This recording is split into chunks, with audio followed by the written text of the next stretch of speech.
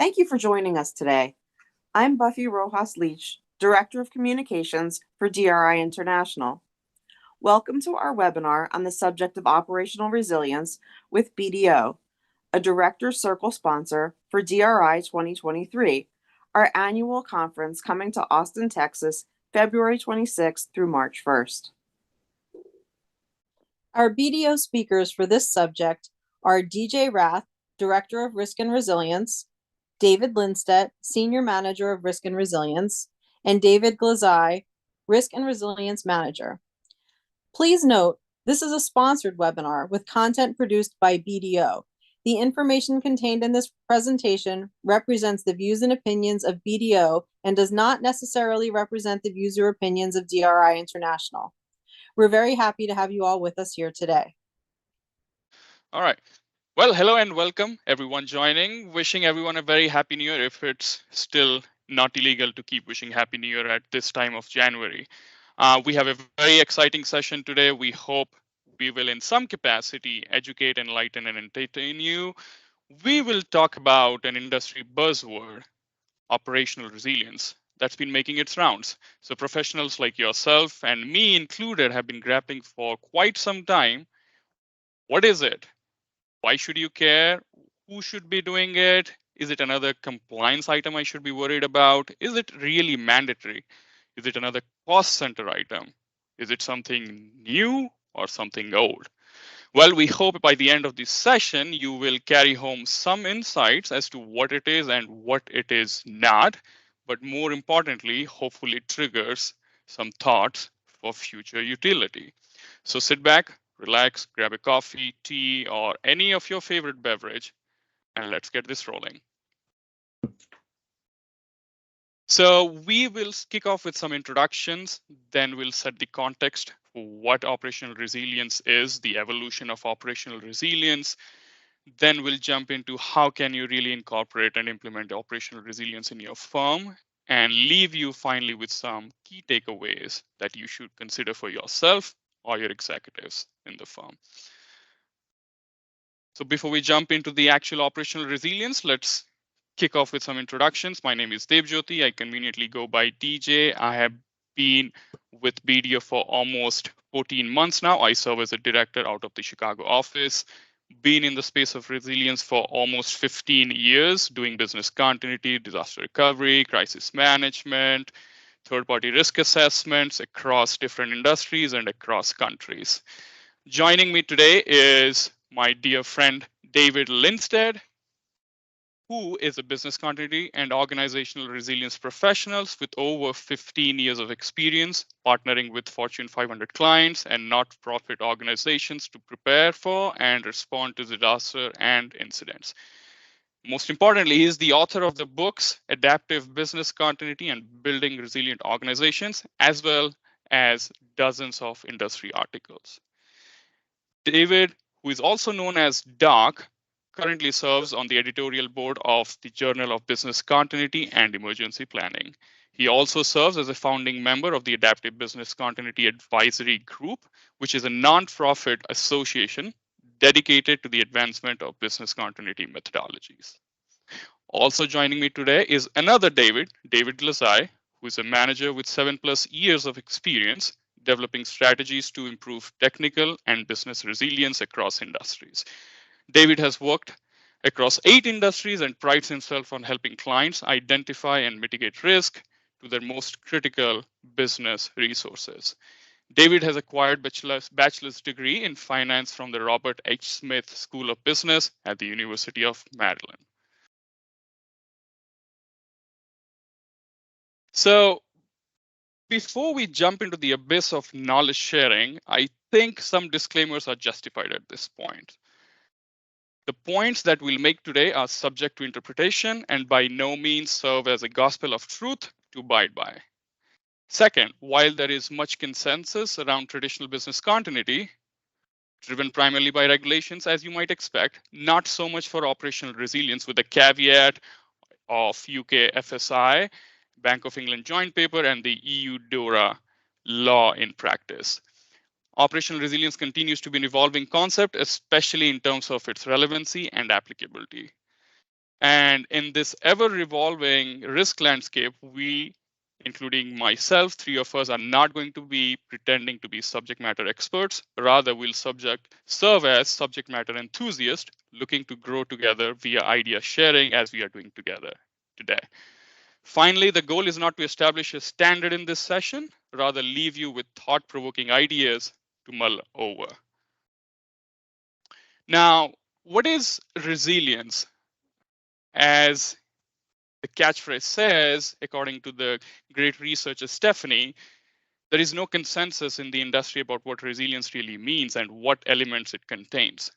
So what I did is I reached out to my dear friend ChatGPT the other day and I asked, what is resilience and what does it mean for organizations? And you guessed it, it spit out the same thing that we have been seeing across the Google searches that we do. Resilience is the overall ability of an organization or entity to survive and possibly flourish in the face of great uncertainty, rapid change, or dramatic events. Now, if I were to think of resilience with an analogy, I would think of resilience as the enterprise immune system that adapts and prepares for foreign or in-house intruders that may have the ability to disrupt normal behavior or operations. So just like our human immune system, resilience has multiple elements that should work in unison and develop muscle memory with better exposure and exercise. Traditionally, resilience has had different components like business continuity and disaster recovery, but over the years, with the widespread cyber crimes happening and third-party risk associated, we believe all these components or disciplines of resiliency should work together. Specifically, recently, with the Bank of England joint paper coming into practice, we have heard a lot about operational resilience. Now, what does operational resilience really mean then? Well, before we do that, I think it's critical we take a look at some recent examples. I mean, when the FAA has to ground all the domestic airlines due to a critical system outage, NOTAM, which by the way was 30 years old and wasn't due for an upgrade for another 6 years, it really begs the question, doesn't it? Are we really prepared? And if so, how much?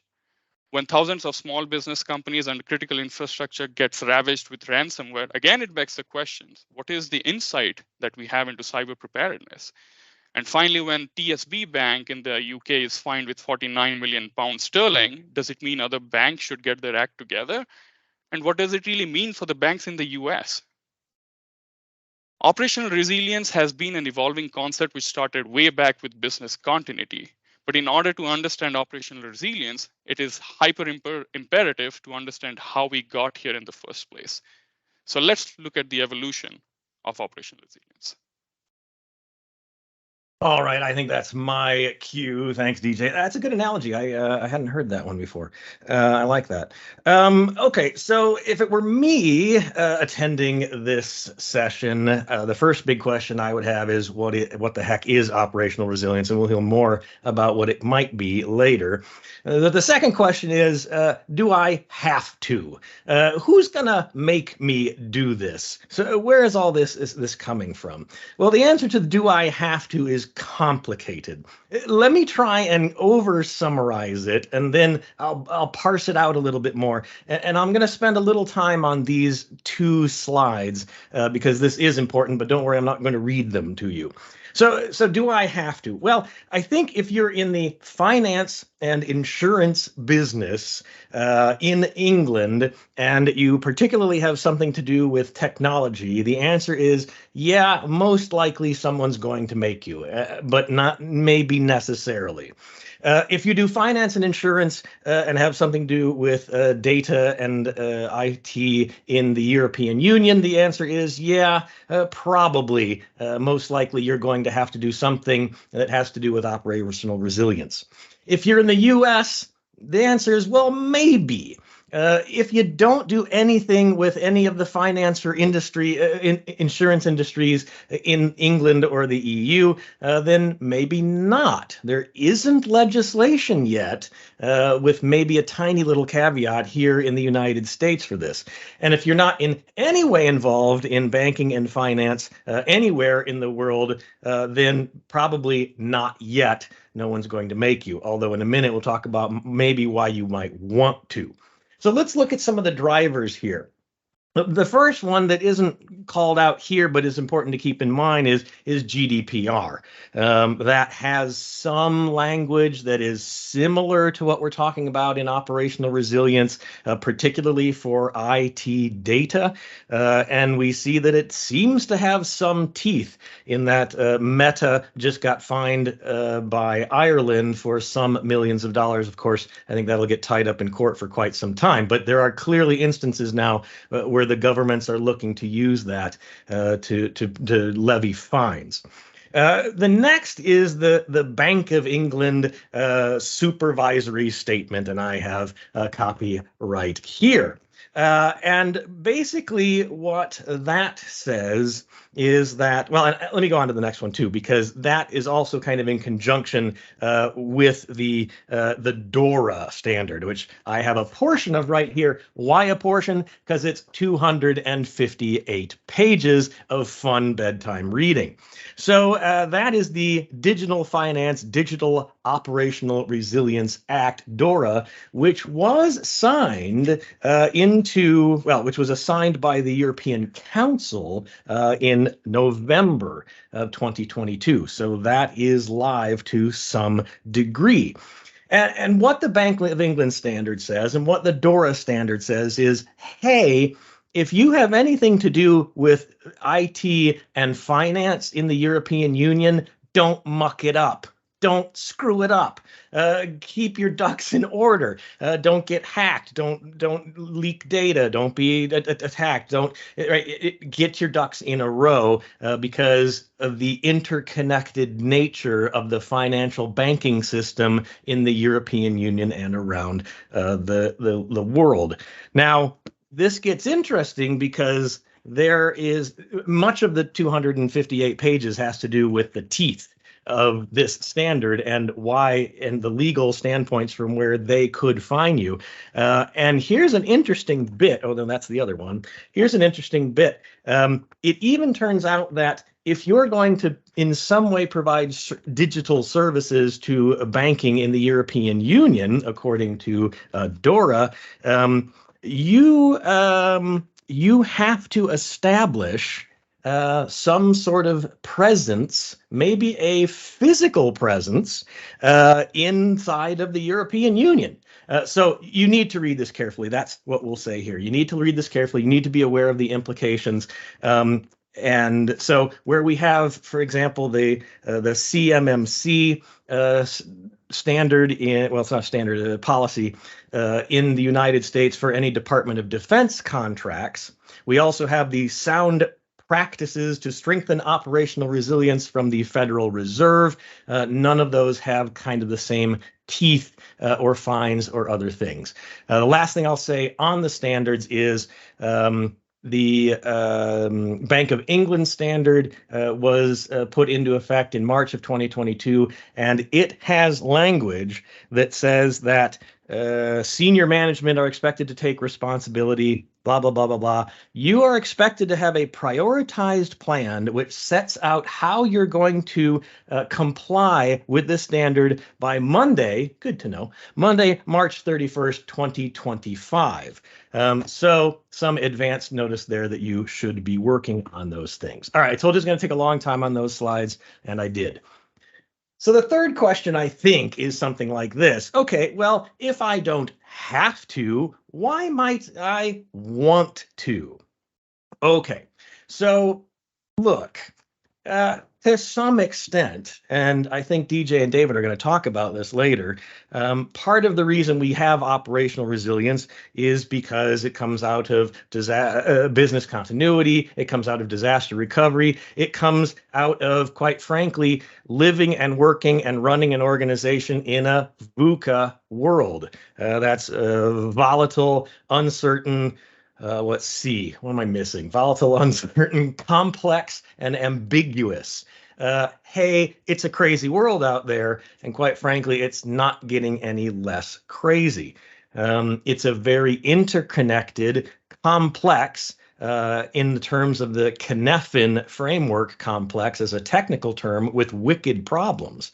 And when one country invades another country, for us on the other side of the world, now we have potentially a recession.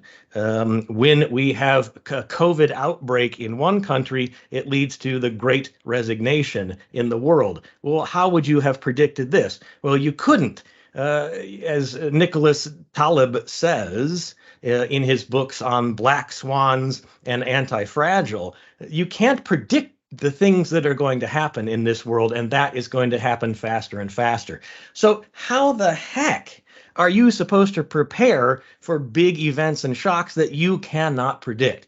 Well, the answer is, well, maybe through operational resilience. And the idea here is, well, if we can't prepare for specific threats, specific changes, industry disruptions, technological disruptions, marketplace disruptions, physical, blah, blah, blah, you get the idea, we can at least strengthen those things which keep our organization resilient. And so I think what we've seen back from business continuity, I think this is a transition to what Dave's going to talk about next. What we've seen from business continuity is, well, that's clearly not enough. It barely got us through Y2K, whatever you think about the reality of that. But it barely got us through Y2K. And then we know, well, now we need emergency management, we need crisis management, we need cybersecurity, we need physical security. And even that's not enough. And I think DJ will talk about this later, but this is maybe now we need to bring all of these things together, not in silos, not individual processes for individual business units, but a nice cohesive whole to resilience. Hopefully that was a transition to what David wanted to talk about. Yeah, absolutely. Thank you, Doc. So what we want to focus here on is demystifying a little bit of what my colleagues have already talked about. So when we look at this definition, this is the definition that was coined in the financial sector for operational resilience. And that was what was made prominent in the financial sector. However, why is OpRes such a prominent or a valuable offering for any company? That's the big question.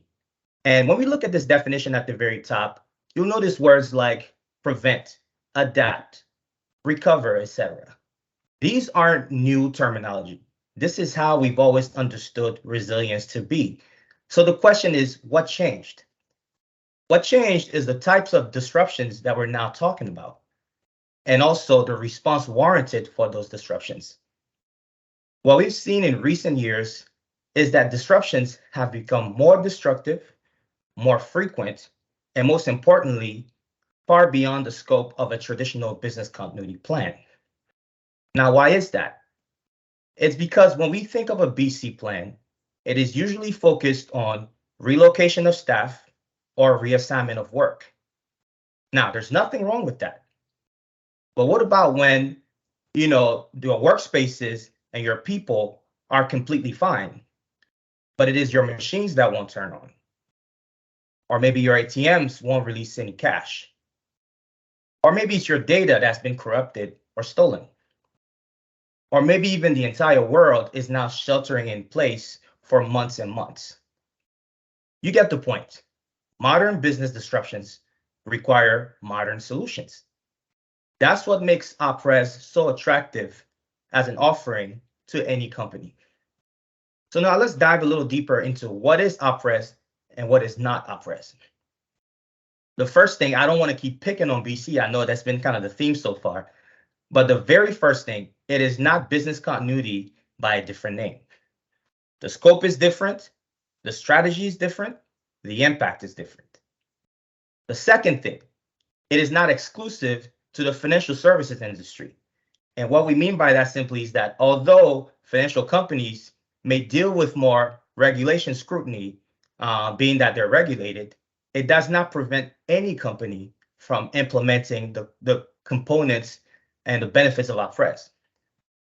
Now, the third one is very important, and that is OpRes does not require you to completely invalidate all of your existing capability and start over from scratch. No one is asking you to throw anything out, including your BC program. It does have some value. The point and the approach about OpRes is to leverage the good that you do have and integrate all those pieces together. And the last point I'll make here is that it is also not simply outsourcing your recovery program to somebody else or moving your technology into the cloud. These things seem on the surface sufficient, but when you drill down, what OpRes really is about is giving you more clarity about expectations with your third-party vendors.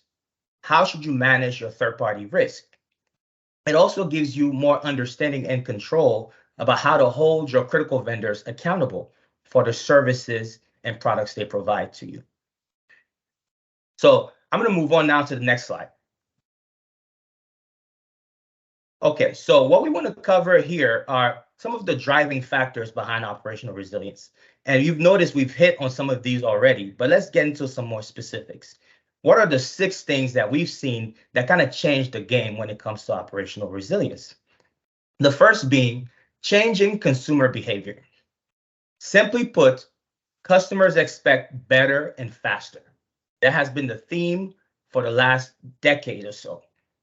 And what that does is that disruption to operations and core services that disrupt the customer experience, companies are paying a higher price for that. And companies are also paying attention. The second piece will be compliance and regulation. Of course, we're all here listening to this because part of this is that there are, implications to the conversation from a regulatory standpoint for not doing some of these things. Firms are increasingly expected to know and protect their crown jewel services. It is almost no longer acceptable that you don't know at any level of the company what are the top 10, 20 things that you absolutely must recover for your business to run effectively. And given this increased pressure to demonstrate operational risk readiness, firms are responding accordingly. Third thing will be system complexity. With the technology advancement and innovation also came higher dependency on data and a robust infrastructure. Just think of the fact that more than 90% of the existing data today was created in the last handful of years. This increase in complexity of systems leaves firms vulnerable when processes fail. Now, another big one, public perception. And that one has been a big theme recently. Reputation, public perception, social media, how fast bad news travels. When it comes to resilience, maintaining public goodwill and trust is entirely dependent on the firm's ability to show preparedness and a unified message. You will get a lot of goodwill, you will get a lot of grace from your customers if you have one consistent message because everybody is working in unison, and that you can show that at least you were prepared or you tried, right? So the theme of honesty and credibility is completely associated with that. The next one, a decentralized operating model. What that simply means is a lot of us can work from anywhere in the world.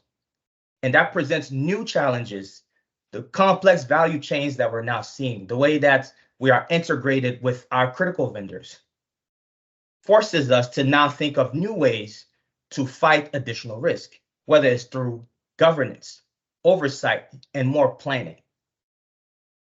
The last one, which Doc, you hit on earlier, the VUCA environment. So we as a business community are constantly challenged with new uncertainties at work. And traditional business continuity is simply no longer agile enough to respond to these rapid changes in the modern world. So I'm going to turn it back over to you, Doc, for the next section. But that was interesting. This is good. I'm actually picking up a few things here, so I'm glad I attended today. What am I talking about? Okay, so so now we get back to a little bit to our main question, which is what is operational resilience? And the answer, I think I can say, is nobody knows yet. We have a few standards that have taken a few forays into a definition and into an explanation of how you would go about this.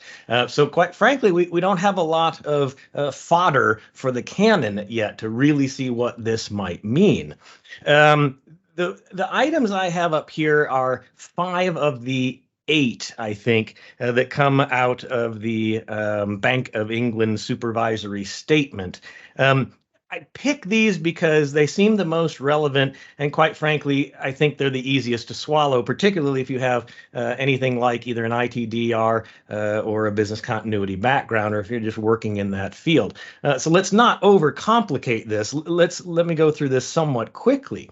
Although, having said that, I want to say a couple of things on this first point. So, look, how would I go about making my operations, not my whole organization, not strategic resilience, but my operations more resilient? Well, it might be good for me to know which ones of them are important. Now, here's where it's a little interesting, because if I'm reading it correctly, and fair enough, I might not be. So again, this is one of those, make sure you find an expert, make sure for who you are, what you do in your industry, this is what you need to be doing. But my reading here is that the DORA standard and the Bank of England standard have a rather different threshold for what an important business service is compared to some of the business continuity standards. And again, that the Fed, the sound practices.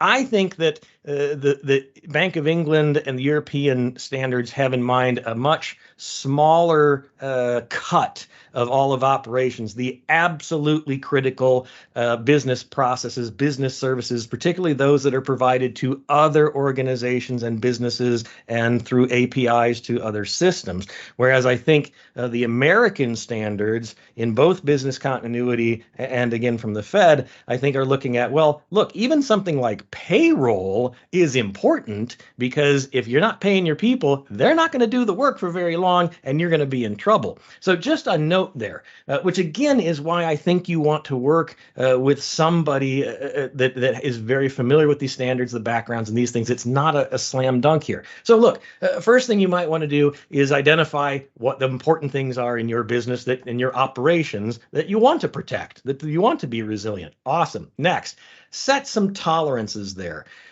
This could well be difficult, and if you've done anything like BIAs in the business continuity world, you know this is fraught with peril.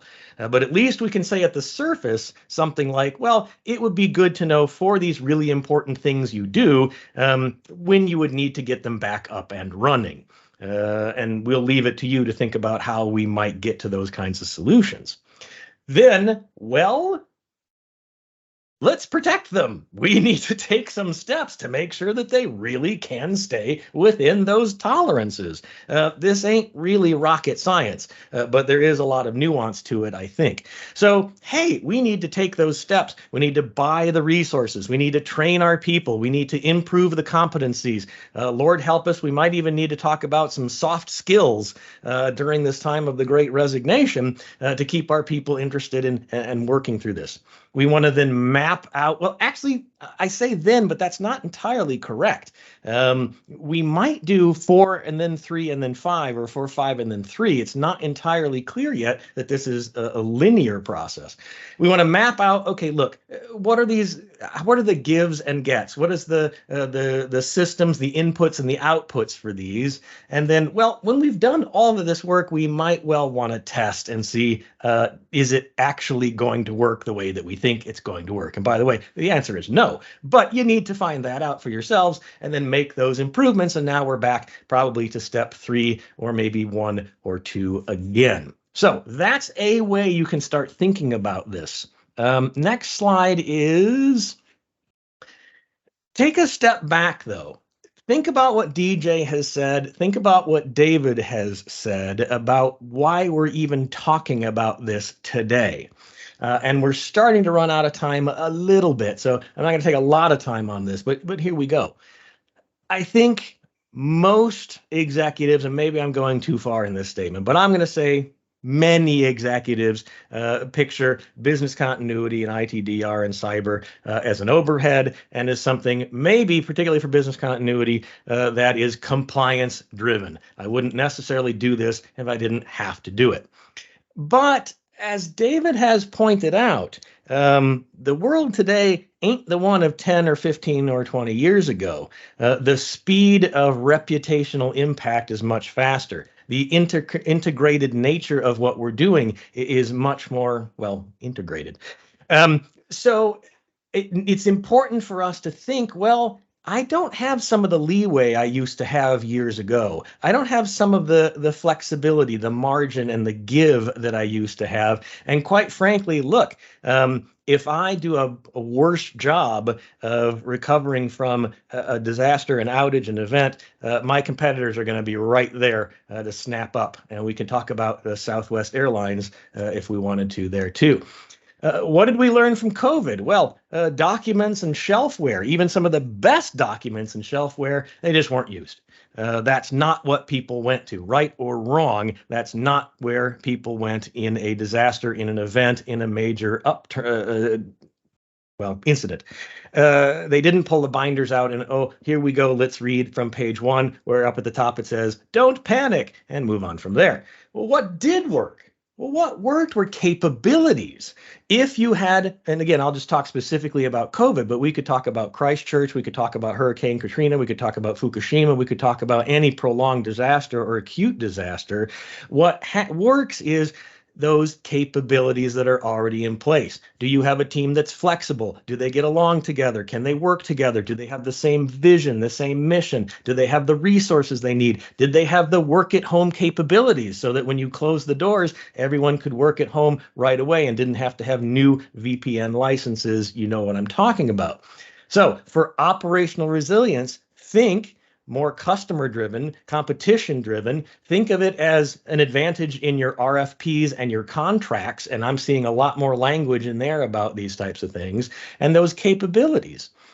Continuity we've talked about at the department level. I'm going to talk about that in a minute, but I think we need to think instead of individual departments sponsored by individual entities to help prepare, it's a more holistic approach across the entire value chain. By the way, if you go and see Jim McDonald talk about this, which we're going to plug at the end, he talks more about this as well.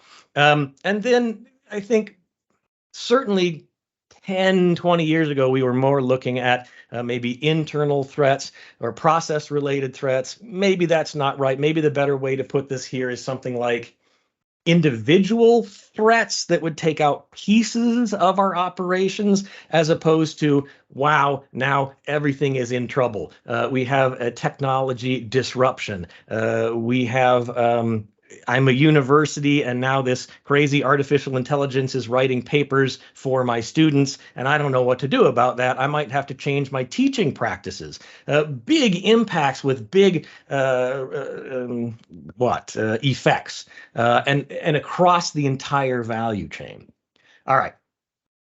Doc, again, sorry please. to interrupt, but I think you make a tremendous point over there. The whole idea that business continuity is now legacy is wrong. We are not projecting that business continuity is to be done away with. Correct. Rather, what we are saying is take the applicable principles and make it relevant in the grand realm of things that we are presented with today. And I don't want to do an overkill of the ideas here, but maybe as you were speaking from your authorship standpoint, Doug, maybe that's a good idea to have your next book, which says the 5 C's of operational resilience: compliance, contract, customer, competition, and capabilities. You can thank Good. me later. I still retain all rights. That's my, even if I use it, that's my intellectual property. No, Maybe I'll collect some royalties though, but thank no, you. that's yeah, that's right, and that's interesting as well. And again, this goes to something that David said, which is that business continuity might not be in its normal, traditional, standard state agile, flexible enough to deal with what we're going to ask people to deal with. And remember, a lot of people that have to take a role, a significant role in business continuity, they're not the professionals of business continuity. They're payroll people and they're accounts receivable people, and they're going to have to step up. So again, now we're back to the big problem. So think about along those lines, and DJ makes very good points, especially about a next book. Think about what you actually need, and this again is where someone from the outside, like a consultant like us, can come and help you think through these things. Which is, okay, first of all, wait a minute, what is that standard, and what does it do, and what do I have to do legally? What am I in for? What do I have to do? And then, well, what have I got already? And that's a very interesting question, because you have stuff, you have resilience built in. The question is how much and in what places. And is it enough? And thinking through those types of things. And yeah, so defining key taxonomy and the scope. What the heck is an important business service? Do I go with a more, shall we say, European continental English approach, or do I do the sort of more American thinking about, well, look, things like payroll and accounts receivable and lots of back office processes are really important if we're going to keep going, if we're going to continue to support the Bank of England. And so you're going to have to think about it. So this is a pretty big shift that we're talking about. If there's something to operational resilience, it's going to be this mind shift and to look at how do I prepare for something that could be very impactful, that could have a big ramifications in my entire organization without knowing what in the heck it might be. I guarantee, I'll say, maybe even 6 months ago, for example, higher education had no idea that this chat thing, this artificial chat, was going to come through and write papers and cause the disruption that it is causing today. Some common pitfalls. Look, you're going to have to think clearly about what this means and not go too much to, well, you know, how do I define this thing and how do I get to this thing and how do I set up these things? These are things you're going to have to think through carefully. And again, it's that taxonomy, it's that scope. What the heck is a severe but plausible situation or scenario? How severe is it severe and how plausible is plausible? So things here. I'll go through this quickly because I want to make sure that DJ has enough time at the end. But what I'm trying to do with this slide, and I'm going to say I'm not sure I made it, and I'm not sure it turned out the way that I wanted it to.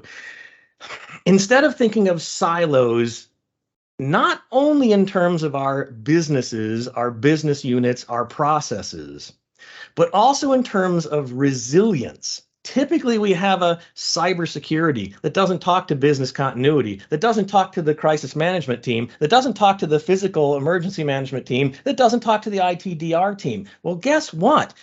To really efficiently respond to something that happens to you, boy, they better shake hands pretty nicely.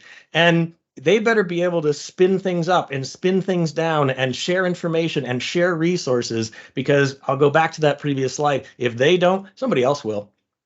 Someone else will figure it out, and they'll be there to take your customers for you.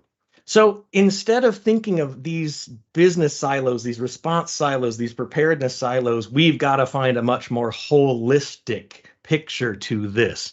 And I think DJ is going to mention this, but if there's anything to operational resilience that's particularly interesting, I think it's this, which is there's got to be some thought to how all the pieces and parts come together and make something that's a whole that isn't just the sum of the parts. That, I think, is a transition to you, sir.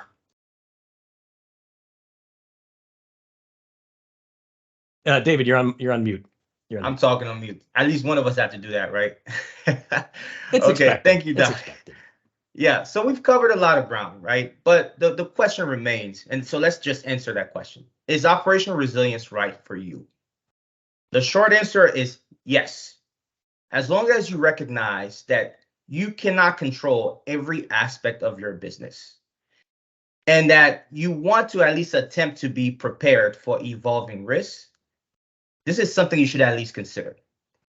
Now, that being said, not everyone's journey through OpRes is the same. And it's important that we note that, because everyone that's listening to this right now may be at a different place of maturity. And that absolutely has to be considered as you think through if this is right for you. While some of you may be hearing this just for the first time, others may have already implemented many of the critical components that we mentioned today. The point is, where you are today will determine what you should focus on. So one, if you are someone who is completely new to the topic as a company, you should start with really understanding what your most critical resources are and what risks and impacts you should mitigate against. That's where the journey starts for you. Never mind all the things that you have to do down the line. First, understand truthfully what are the 5, 10, 20 things that really help me run my business, that if absent those things, everything will fall apart. And what are those things when we say everything will fall apart? What does that mean for us? What's the real impact here? Now, two, there's a lot of people in the middle who have some bits and pieces of the things we talked about today.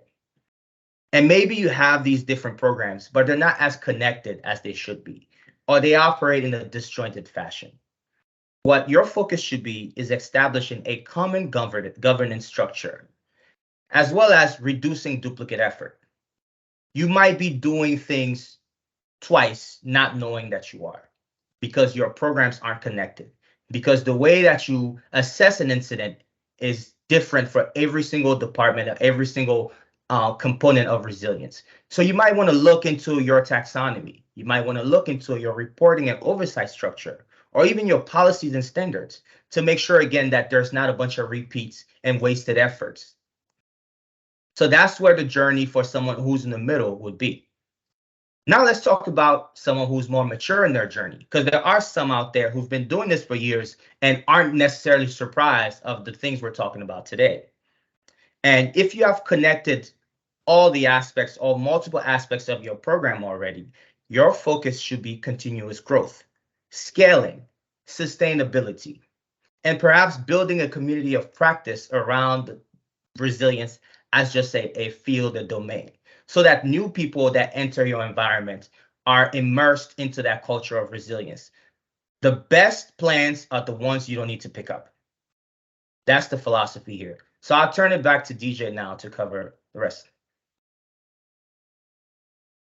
Yeah, so we want to leave you behind with what are the expected benefits of operational resilience. Yes, we talked about steps you should undertake in actually implementing the operational resilience program, the advantages over traditional business continuity, whether it's really applicable and relevant for you.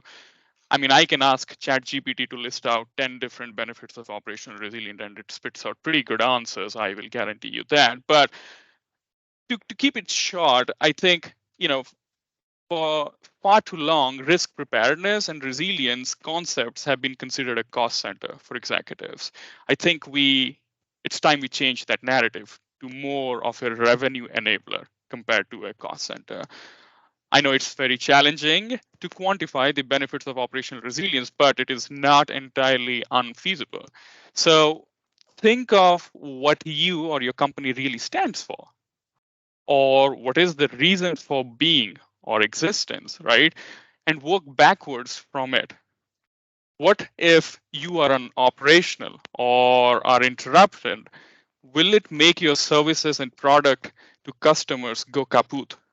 Consider a bank, ACH, wire transfer, deposits, settlements.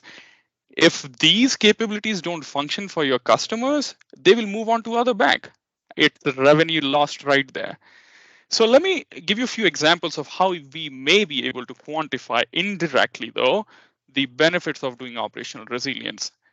Example number one, every second your website server is up and running, and your consumers are delighted with the workflow and eventual transaction that happens, the revenue generated is directly related to the investment you made in keeping your value chain up and running. Again, think operational resilience.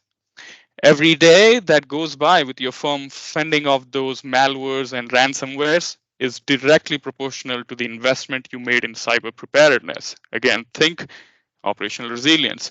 Every month, a third party that continually provides uninterrupted services is directly related to your vision of operational resilience and kind of justifies the money you spent on your risk preparedness. So, in a nutshell, it is and should be practical and pragmatic to explain to your CEOs the indirect return on investment by implementing a program like operational resilience that allows for processes to function as originally intended and generally accepted. But what that means for you as a resilience practitioner is focusing the right investment kind of allows you to focus on the things you do best, which is improve your internal processes, innovate, and finally delight your customers. So cost is one big benefit. Second, in a constantly evolving world where we see consumers with less and less attention span, think TikTok, are expecting seamless services, aren't they? So it is profound to neglect the impact of velocity to market. I know David earlier mentioned that the speed to market is a key KPI that everyone or every organization regarding product or services should keep in mind. Now, operational resilience will allow you for an expedited rollout of product or service and provides you that competitive edge over your peers and competitors. Finally, think of agility. I know Doc mentioned this earlier, but it's all coming back together, right? Think of resilience by design. It will allow agility, scalability, and reliability for any kind of services that you or your company performs. Now, imagine a manufacturing company is on a tech upgrade. Let me walk you through this example, right? Each business function in the manufacturing company decides to purchase a software or an application and further customizes it befitting their own requirements. I mean, it sounds more like a tech buying spree to me, and on steroids, rather. Well, all is well until one fine day, a piece of code goes corrupt, but unfortunately, it turns out it supports a critical service in the value chain.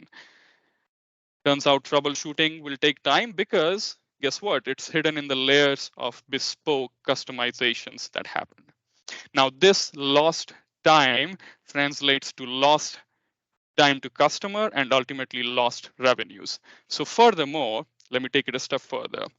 In the future, let's say the company wants to upgrade all of its systems, applications, but then comes to realize the whole monolithic code is making my scalability unfathomable. Remember the bespoke customizations I spoke about? So instead, imagine if resilience by design was incorporated. Every part of that value chain will be visible, transparent, organization wide, and with clear insights for your executives to make those critical decisions. So, in a nutshell, operational resilience makes all the pragmatic sense. Now, I keep saying this to my clients and my peers in the industry in the space of resilience.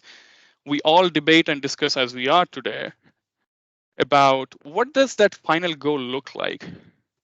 Well, I wish there was a practical journey that just said, okay, this is the goal and you work backwards and these are 10 things you need to do and then you will be golden. Well, unfortunately, it's not like that. Guess what? Doc and David spoke about at great length earlier today, saying it's still evolving. And I'm going to reinforce that fact, it is still evolving.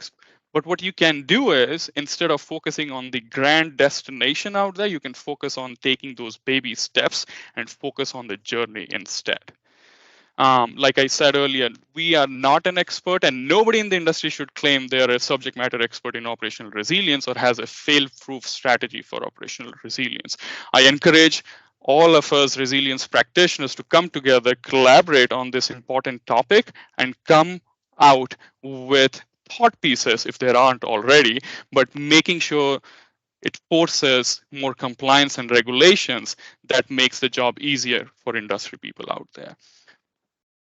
So if you're a financially regulated firm operating in England and more likely in the European Union, it's pretty straightforward. You are mandated to have your operational resilience ducks in a row, right? So what that means is create and implement an operational resilience compliance plan by March 31st, 2025, find opportunities for collaboration, sharing, and synthesis, consider the depth and the breadth needed for each resilience entity: business continuity, disaster recovery, crisis, third party, emergency, blah, blah, blah. Everything coming together, working in cohesion. But what if you're not regulated then? No regulation is an opportunity to be flexible, not complacent. I'm going to actually copyright this statement. But it does make sense, doesn't it? Like, just because you're not mandated to do certain things, you can sit back and relax. Well, the answer is no. Soon enough, operational resilience will become the industry norm, and you don't want to be left behind in that competition. So determine ways to quantify the indirect benefits of building a business case for investment from your executives. So think of the points I made earlier, right? Why does it make sense to have operational resilience? Think of the indirect return on investment that your CEO and your CIO and the CTO will make if you do have operational resilience in place.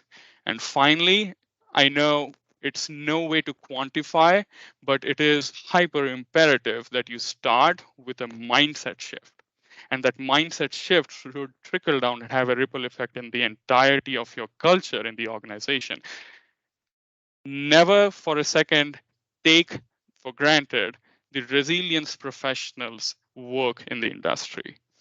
What they do is tremendous, but at the same time, I think it is critical that the first line of defense has to be made aware and educated, but most importantly, empowered to deliver operational resilience. Well, this kind of concludes our presentation and session for the day. Hopefully, it was invigorating and you took away good thoughts. If anything, this should trigger thought-provoking ideas in your mind and your company that you can talk with your executives and hopefully proceed on the journey of operational resilience. And if you need help regarding any concepts of operational resilience and embarking on the journey of operational resilience, wherever you may be, feel free to reach out to us. The three of us can be reached out on LinkedIn or reached out to BDO on our professional website. On that note, if you are making it to the presentation at DRI in person in Austin, make sure you attend our practice director, James McDonnell, who will be presenting more on the teaser we just presented you on operational resilience. Thank you and have a great day.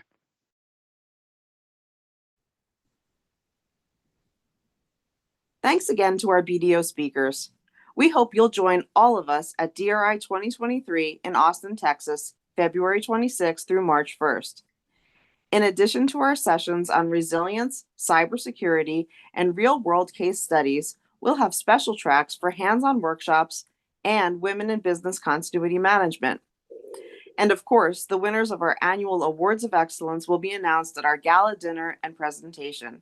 You can register now at the link you see on our screen.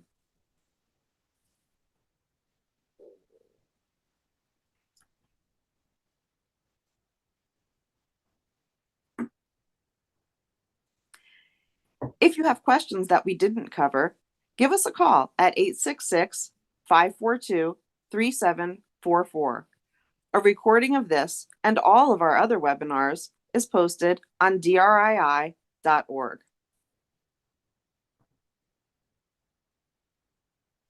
This webinar has been a production of DRI International 2023, all rights reserved. Thank you for your attention.